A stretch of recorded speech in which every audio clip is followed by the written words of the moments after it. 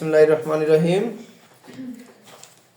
AH unique .01 এর চ্যানেলের পক্ষ থেকে সবাইকে অভিনন্দন।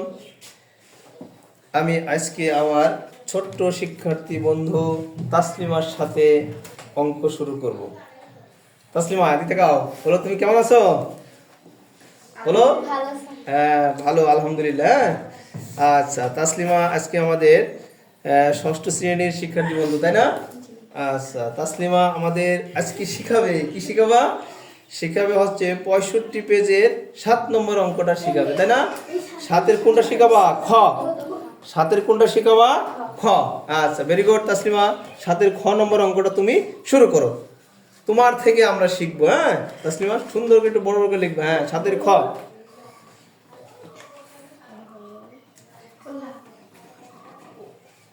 আচ্ছা তাসলিমা করো তাহলে। প্রশ্ন আমি বলি। হ্যাঁ তাসলিমা প্রশ্ন হচ্ছে, হ্যাঁ তুমি লিখো, আমি প্রশ্ন পড়ে দেই। প্রশ্নটা এরকম: -10 হতে ছোট 4টি ঋণাত্মক পূর্ণ সংখ্যা লেখো, তাই না?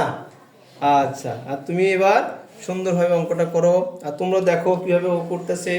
হ্যাঁ আমরা তাসলিমার থেকে শিখবো অঙ্কটা কিভাবে করতে হয়, ঠিক আছে?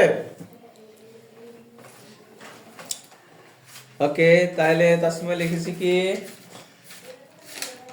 -10 হতে 4টি ঋণাত্মক পূর্ণ সংখ্যা হলো, হ্যাঁ সুন্দর হচ্ছে, হ্যাঁ মাত্রা দিয়ে দিয়ে লিখো। আচ্ছা খুবই সুন্দর হচ্ছে তাসলিমার অঙ্ক। হ্যাঁ সোজা করে লিখো, ব্যাক হয়ে যাচ্ছে, একটু নিচের দিকে আনতে হবে। হ্যাঁ দাও বিশাল চিহ্ন দাও এখানে। Okay good. তাহলে প্রশ্নটা এরকম, তুমি শুরু করে দাও। -10 হতে 4টি ঋণাত্মক পূর্ণ সংখ্যা লেখো, এটা হচ্ছে প্রশ্ন। হ্যাঁ আচ্ছা তাসলিমা দেখি লিখতেছে, লিখো। ইংলিশটা শুরু করো তুমি। কমা, প্রত্যেকটা কমা দিয়ে দাও। -11, হ্যাঁ ভেরি গুড তাসলিমা, সুন্দর আছে। হ্যাঁ ভেরি গুড। হ্যাঁ -14, ভেরি গুড, খুব সুন্দর হয়েছে না? সবাই একটা হাততালি হবে তাসলিমার জন্য।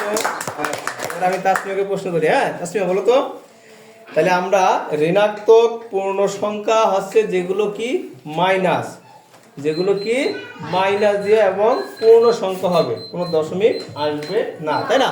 আচ্ছা তাহলে আমরা তো জানি যে 11, 12, 13, 14 বড় সংখ্যা।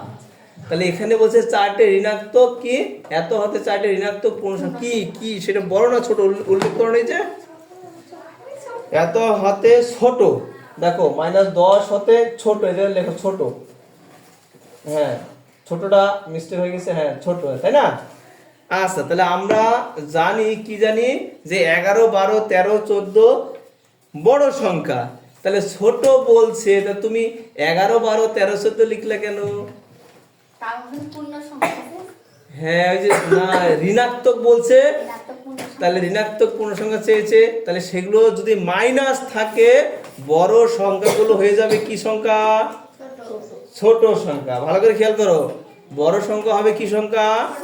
ছোট সংখ্যা। মাথায় ঢুকছে? তাহলে এখন দেখো -10 হতে ছোট 4টি ঋণাত্মক পূর্ণ সংখ্যা যখন বলবে, তখন আমরা জানি যে যখন মাইনাস ব্যবহার করবো, যে ঋণাত্মক কি বলতো, ঋণাত্মক, তাহলে মাইনাস ব্যবহার করলে এখানে দাঁড়াও তাসলিমা, মাইনাস ব্যবহার করলে বড়, দেখো 11, 12, 13, 14 10-এর চেয়ে এই সংখ্যাগুলো বড় না, কিন্তু মাইনাস আছে, সেই ক্ষেত্রে কি হবে, এই মাইনাস থাকাতে বড় সংখ্যাগুলো হয়ে যাবে কি ছোট, আর ছোট সংখ্যাগুলো হবে কি বড়। যেমন বলি সবচেয়ে বড় ঋণাত্মক পূর্ণ সংখ্যা কত? -1। কত বলো তো? -1। এই জন্যই -1 সবচেয়ে ঋণাত্মক বড় সংখ্যা, তাই না? -1 এর পরে কি হয়? হয় না, এটাই সবচেয়ে বড়, আর কিন্তু আস্তে আস্তে কমে যাবে। তাহলে এগুলো কিন্তু কি কম, ছোট না?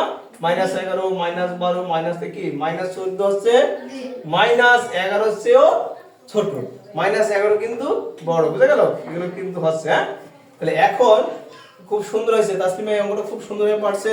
এবার আমরা দেখবো 1 নম্বরের কয়টা অঙ্ক তাসলিমাকে আমি করতে বলবো, দেখি তাসলিমা কি বলে। মুখে মুখে ধরলেই হবে। হ্যাঁ তাসলিমা এখানে আসো।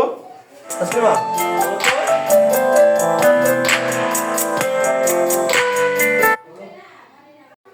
হ্যাঁ তাসলিমা বলো। এবার আমি তোমাকে প্রশ্ন করি, তুমি প্রশ্নগুলো উত্তর দেবে, এগুলো মুখেই তোমার হয়ে যাবে অঙ্কগুলো। হ্যাঁ বলো তো, বলো ক নম্বর নিচের বাক্যাংশগুলো বিপরীত অর্থ লিখতে বলছে। 1 নম্বর 3.1 এর অঙ্ক, তাই না? তুমি বলো ওজন বৃদ্ধি, তাহলে কি হবে? হ্যাঁ তারপর খ নম্বর 30 কিলোমিটার উত্তর দিক কি হবে? 30 কিলোমিটার দক্ষিণ দিক। Very good. তারপর বলো তো বাড়ি হতে, একটু জোরে বলো, বাজার 4 কিলোমিটার পূর্বে কি হবে? বাড়ি হতে বাজার 4 কিলোমিটার পরে। হ্যাঁ পূর্বে, তাহলে কি হবে? পশ্চিমে। পূর্বে হলে কি হবে?